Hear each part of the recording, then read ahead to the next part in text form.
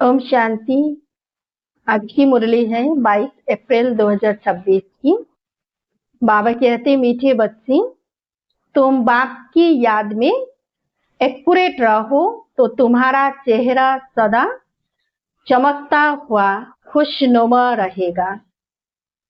आज का प्रश्न, याद में बैठने की विधि कौन सी है तथा उससे लाभ क्या क्या होता है?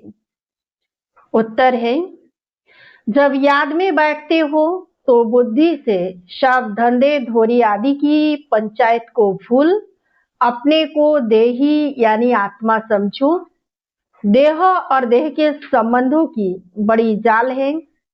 उस जाल को हप करके देह अभिमान से परे हो जाओ, अर्थात आप मुए मर गई दुनिया। जीते जी सब कुछ भूल एक बात की याद रहे, यह है अशरीरी अवस्था। इससे आत्मा की कट उतरती जाएगी। आज का गीत है, रात के राही थक मत जाना। ओम शांति। बच्चे याद की यात्रा में बैठे हैं, जिसको कहते हैं निष्ठा में अथवा शांति में बैठे हैं। सिर्फ शांति में नहीं बैठते, कुछ कर रहे हैं। स्वधर्म में टिके हैं, परंतु यात्रा पर भी हो। यह यात्रा सिखलाने वाला बाप साथ में भी ले जाते हैं। वह होते हैं जिस्मानी ब्राह्मण जो साथ ले जाते हैं। तुम हो रूहानी ब्राह्मण। ब्राह्मणों का वर्ण अथवा कुल कहेंगे। अब बच्चे याद की यात्रा में बैठे हो और सत्संगों में बैठते होंगे तो गुरु की याद आएगी। गुरु आकर प्रवचन सुनाए, वह है सारा भक्ति मार्ग। यह याद की यात्रा है जिससे विकर्म विनाश होते हैं। तुम याद में बैठते हो जंक अर्थात कट निकालने के लिए। बाप का डायरेक्शन है, याद से कट निकलेगी, क्योंकि पतित पावन मैं ही हूँ। मैं किसी की याद से नहीं आता हूँ। मेरा आना भी ड्रामा में नोंद है। जब पतित दुनिया बदलकर पावन दुनिया बनानी है तो आदि सनातन देवी देवता धर्म जो प्राय लोप है, उसकी स्थापना फिर से ब्रह्मा द्वारा करते हैं। जिस ब्रह्मा के लिए ही समझाया है, ब्रह्मा से विष्णु सेकंड में बनते हैं, फिर विष्णु से ब्रह्मा बनने में 5000 वर्ष लगते हैं। यह भी बुद्धि से समझने की बातें हैं।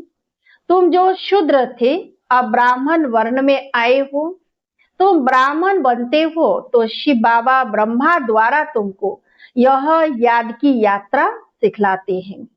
खाद निकालने के लिए यह रचना का चक्र कैसे फिरता है सो तो समझ गए। इसमें कोई देरी नहीं लगती है। अभी है भी बरोबर कलयुग। वह सिर्फ कहते हैं कलयुग के अभी आदि है। बाप बतलाते हैं कलयुग का अंत है, घोर अंधियारा है। बाप कहते हैं तुमको इन सब वेद शास्त्रों का सार समझाता हूँ। तुम बच्चे सुबह को जब यहाँ बैठते हो तो याद में बैठना होता है, नहीं तो माया के तूफान आएंगे, धंधे धोरी तरफ बुद्धि जाएगा। यह सब बाहर की पंचायत है ना। जैसे मकड़ी कितने जाल निकालती है, सारा हब भी कर लेती है। देह का कितना प्रपंच है, काका चाचा मामा गुरु गोसाई, कितनी जाल दिखाई पड़ती है। वह सारी हप करनी है। देह सहित अकेला देही बनना है। मनुष्य शरीर छोड़ते हैं तो सब कुछ भूल जाते हैं। आप मुए मर गई दुनिया। यह तो बुद्धि में ज्ञान है कि यह दुनिया खत्म होनी है। बाप समझाते हैं जिसका मुख नहीं खुलता है तो सिर्फ याद करो। जैसे यह ब्रह्मा बाप को याद करता है, कन्या पति को याद करती है, क्योंकि पति परमेश्वर हो जाता है। इसमें बाप से बुद्धि निकाल पति में चली जाती है। यह तो पतियों का पति है, ब्राइड ग्रूम है ना। तुम सब हो ब्राइड। भगवान की सब भक्ति करते हैं। सब भक्तियां रावण के पहरे में कैद है तो बाप को जरूर तरस पड़ेगा ना। बाप रहम दिल है, उनको ही रहम दिल कहा जाता है। इस समय गुरु तो बहुत प्रकार के हैं। जो कुछ शिक्षा देते हैं उनको गुरु कह देते हैं।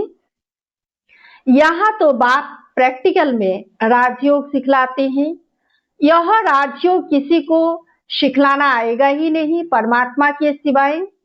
परमात्मा ने ही आकर राजयोग सिखाया था, फिर उससे क्या हुआ यह किसी को पता नहीं है। गीता का प्रमाण तो बहुत देते हैं, छोटी कुमारियां भी गीता कंठ कर लेती हैं, तो कुछ न कुछ महिमा होती है। गीता कोई गुम नहीं हुई है, गीता की बड़ी महिमा है। गीता ज्ञान से ही बाप सारी दुनिया को रिजुविनेट करते हैं। तुम्हारी काया कल्पतरु है, कल्प वृक्ष समान अथवा अमर बना देते हैं। तुम बच्चे बाप की याद में रहते हो, बाबा का आह्वान नहीं करते। तुम बाप की याद में रह अपनी उन्नति कर रहे हो। बाप के डायरेक्शन पर चलने का भी शौक होना चाहिए। हम शिव बाबा को याद करके ही भोजन खाएंगे, गोया शिव बाबा के साथ खाते हैं। दफ्तर में भी कुछ ना कुछ टाइम मिलता है, बाबा को लिखते हैं, कुर्सी पर बैठते हैं तो याद में बैठ जाते हैं। ऑफिसर आकर देखते हैं, वह बैठे बैठे गुम हो जाते हैं, अर्थात अशरीरी हो जाते हैं। किसी की आंख बंद हो जाती है, किसी की खुली रहती है। कोई ऐसा बैठा होगा कुछ भी जैसे दिखेगा नहीं, जैसे गुम रहते हैं। ऐसे ऐसे होता है। बाबा ने रस्सी खींच ली और मौज में बैठा है। उनसे पूछेंगे तुमको क्या हुआ, कहेंगे हम तो बाप की याद में बैठे थे। बुद्धि में रहता है हमको जाना है बाबा के पास। बाप कहते हैं सोल कॉन्शियस बनने से तुम हमारे पास आ जाएंगे। वहां पवित्र होने बिगड़ थोड़े ही जा सकेंगे। अब पवित्र बने कैसे, वह बाप ही बता सकते हैं। मनुष्य बता न सके। तुमने कुछ ना कुछ समझा हुआ होगा तो औरों का भी कल्याण करेंगे। तुमको कोई का कल्याण करने बाप का परिचय देने का पुरुषार्थ जरूर करना है। भक्ति मार्ग में भी ओ गॉड फादर कह याद करते हैं। गॉड फादर रहम करो पुकारने की एक आदत हो गई है।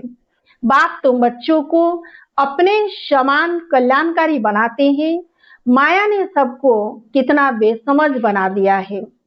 लौकिक बाप भी बच्चों की चलन ठीक नहीं देखते हैं तो कहते हैं तुम तो बेसमझ हो। एक वर्ष में बाप की सारी मिल्कियत उड़ा देंगे। तो बेहद का बाप भी कहते हैं तुमको क्या बनाया था, अभी अपने चलन तो देखो। अब तुम बच्चे समझते हो कैसा वंडरफुल खेल है। भारत का कितना डाउनफॉल हो जाता है। डाउनफॉल ऑफ भारतवासी, वह अपने को ऐसे समझते नहीं है कि हम गिरे हैं। हम कलयुगी तमोप्रधान बने हैं। भारत स्वर्ग था, अर्थात मनुष्य स्वर्गवासी थे। वही मनुष्य अब नरकवासी है। यह ज्ञान कोई में है नहीं। यह बाबा भी नहीं जानता था। अभी बुद्धि में चमत्कार आया है। 84 जन्म लेते लेते सीढ़ी तो जरूर उतरनी पड़ेगी। ऊपर चढ़ने की जगह भी नहीं है। उतरते उतरते पतित बनना है। यह बात कोई की बुद्धि में नहीं है। बाप ने तुम बच्चों को समझाया है। तुम भी भारतवासियों को समझाते हो कि तुम स्वर्गवासी थे, अब नरकवासी बने हो। 84 जन्म भी तुमने लिए हैं। पुनर्जन्म तो मानते हैं ना, तो जरूर नीचे उतरना है। कितने पुनर्जन्म लिए हैं वह भी बाप ने समझाया है।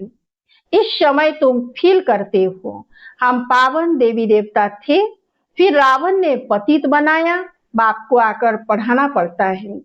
शूद्र से देवता बनाने के लिए बाप को लिबरेटर गाइड कहते हैं, परंतु अर्थ नहीं समझते हैं। अभी वह समय जल्दी आएगा जो सबको पता पड़ेगा। देखो क्या से क्या बन गए हैं।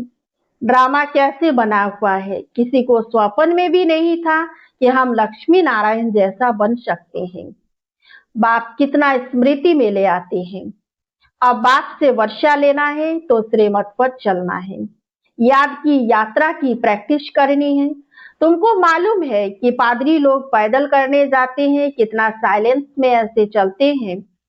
वह क्राइस्ट की याद में रहते हैं, उन्हों का क्राइस्ट के साथ लव है। तुम रूहानी पंडों की प्रेत बुद्धि है। परम प्रिय परमपिता परमात्मा के साथ बच्चे जानते हैं, नंबरवार पुरुषार्थ अनुसार कल पहले मुआफिक राजधानी स्थापन होगी।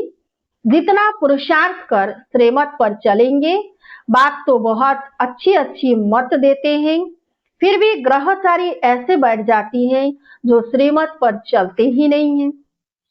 तुम जानते हो श्रीमत पर चलने में ही विजय है, निश्चय में ही विजय है। बाप कहते हैं तुम मेरी मत पर चलो, क्योंकि समझते हो कि यह ब्रह्मा मत देते हैं। हमेशा समझो शिव बाबा राय देते हैं, वह तो शार्विश की ही मत देंगे। कोई कहेंगे बाबा यह व्यापार धंधा करूं, बाबा कोई इन बातों के लिए मत नहीं देंगे। बाप कहते हैं मैं आया हूं पतित से पावन बनाने की युक्ति बताने, न कि इन बातों के लिए। मुझे बुलाते भी है, हे पतित पावन आकर हमें पावन बनाओ, तो मैं वह युक्ति बताता हूँ, बहुत सहज है। तुम्हारा नाम ही है गुप्त सेना। उन्होंने फिर हथियार बाण आदि दिखलाए हैं, परंतु इसमें बाण आदि की कोई बात ही नहीं है। यह सब है भक्ति मार्ग। बाप आकर सच्चा मार्ग बताते हैं, जिसे आधा कल्प तुम सचखंड में चले जाते हो, वहां दूसरा कोई खंड होता ही नहीं। किसी को समझाओ तो भी मानते नहीं कि यह कैसे हो सकता है कि सिर्फ भारत ही था। क्राइस्ट से 3000 वर्ष पहले भारत स्वर्ग था ना, तब और कोई धर्म नहीं था, फिर झाड़ वृद्धि को पाता रहता है। तुम सिर्फ अपने बाप को, अपने धर्म कर्म को भूल गए हो। देवी देवता धर्म अपने को समझते तो गंदी चीजें आदि कुछ भी नहीं खाते, परंतु खाते हैं क्योंकि वह गुण नहीं है, इसलिए अपने को हिंदू कह देते हैं। नहीं तो लज्जा आनी चाहिए, हमारे बड़े ऐसे पवित्र और हम ऐसे पतित बन गए हैं, परंतु अपने धर्म को भूल गए हैं। अभी तुम ड्रामा के आदि मध्य अंत को अच्छी रीति समझ गए हो। कोई भी ऐसी बात हो तो तुम कह सकते हो कि यह पॉइंट अभी बाबा ने बताई नहीं है, बस। नहीं तो मुफ्त मुंझ पड़ते हैं, बोलो हम पढ़ रहे हैं, सब कुछ अभी ही जान ले, फिर तो विनाश हो जाए, परंतु नहीं, अभी मार्जिन है, हम पढ़ रहे हैं, अंत में संपूर्ण पवित्र हो जाएंगे। नंबर में पुरुषार्थ अनुसार कट निकलती जाएगी तो शतो प्रधान बन जाएंगे, फिर इस पति दुनिया का विनाश हो जाएगा। आजकल कहते भी है कि परमात्मा कहाँ जरूर आया है, परंतु गुप्त है। समय तो बरोबर विनाश का है ना। बाप ही लिबरेटर गाइड है, जो वापस ले जाएंगे, मच्छरों सदृश मरेंगे। यह भी जानते हैं सब एक रस याद में नहीं बैठते हैं। कोई का एक्यूरेट योग रहता है, कोई का आधा घंटा, कोई का 15 मिनट, कोई तो 1 मिनट भी याद में नहीं रहते हैं। कोई कहते हैं हम सारा समय बाप की याद में रहते हैं, तो जरूर उनका चेहरा खुशनुमा चमकता रहेगा। अतीन्द्रिय सुख ऐसे बच्चों को रहता है, कहाँ भी बुद्धि भटकती नहीं है, वह सुख फील करते होंगे। बुद्धि भी कहती है एक मासूक की याद में बैठा रहे तो कितने कट उतर जाए, फिर आदत पड़ जाएगी। याद की यात्रा से तुम एवर हेल्दी एवर वेल्दी बनते हो। चक्र भी याद आ जाता है, सिर्फ याद में रहने की मेहनत है। बुद्धि में चक्र भी फिरता रहेगा। अभी तो मास्टर बीज रूप बनते हो, याद के साथ स्वदर्शन चक्र को भी फिराना है। तुम भारतवासी लाइट हाउस हो, स्पिरिचुअल लाइट हाउस, सबको रास्ता बताते हो घर का, वो भी समझाना पड़े ना। तुम मुक्ति जीवन मुक्ति का रास्ता बताते हो, इसीलिए तुम हो स्पिरिचुअल लाइट हाउस। तुम्हारा स्वदर्शन चक्र फिरता रहता है। नाम लिखना है तो समझाना भी पड़े, बाबा समझाते रहते हैं। तुम सम्मुख बैठे हो, जो पिया के साथ हैं उनके लिए सम्मुख बरसात है। सबसे जास्ती मजा सम्मुख का है। फिर सेकंड नंबर है टेप, थर्ड नंबर मुरली। शिव बाबा ब्रह्मा द्वारा सब कुछ समझाते हैं। यह ब्रह्मा भी जानते तो है ना, फिर भी तुम यही समझो कि शिव बाबा कहते हैं यह न समझने कारण बहुत अवज्ञा करते हैं। शिव बाबा जो कहते हैं वह कल्याणकारी ही है, भल अकल्याण हो जाए वह भी कल्याण के रूप में बदल जाएगा।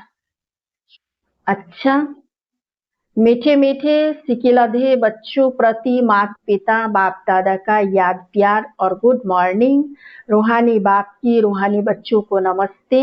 हम रूहानी बच्चों की रूहानी बाप दादा को याद प्यार, गुड मॉर्निंग और नमस्ते नमस्ते नमस्ते। धारणा के लिए मुख्य सार। एक नंबर है, बाप के हर डायरेक्शन पर चलकर अपनी उन्नति करनी है। एक बाप से सच्ची सच्ची प्रीत रखनी है। याद में ही भोजन बनाना और खाना है। 2 नंबर, स्पिरिचुअल लाइट हाउस बन सबको मुक्ति जीवन मुक्ति का रास्ता बताना है। बाप समान कल्याणकारी जरूर बनना है। आज का वरदान, ईश्वरीय शान में स्थित रह हर कर्म शानदार बनाने वाले सर्व परेशानियों से मुक्त भव। सदा इसी ईश्वरीय शान में रहो कि मैं बाप दादा का नूरे रतन हूँ। हमारे नयनों व नजरों में कोई भी चीज समा नहीं सकती। इस शान में रहने से भिन्न भिन्न प्रकार की परेशानियां स्वतः समाप्त हो जाएंगी। कोई भी प्रकार की कंप्लेन नहीं रह सकती। जितना जो अपनी ऊंची शान में स्थित रहते हैं उन्हें मान भी स्वतः प्राप्त होता है और उनके हर कर्म शानदार होते हैं। आज का स्लोगन, ट्रस्टी वह है जो अपना सब कुछ बाप हवाले कर दे। ट्रस्टी वह है जो अपना सब कुछ बाप हवाले कर दे। अब व्यक्ति सारे महान बनने के लिए मधुरता और नम्रता का गुण धारण करो। आपके हर बोल में मधुरता, संतुष्टता, सरलता की नवीनता हो। ब्राह्मण आत्माओं के बोल साधारण बोल न हो, यही महानता और यही नवीनता है। मधुर बोल, मधुर संस्कार, मधुर स्वभाव द्वारा दूसरों का भी मुख मीठा कराते रहो। सदा अथक भव और मधुर भव के वरदानों से बढ़ते उड़ते चलो। ओम शांति।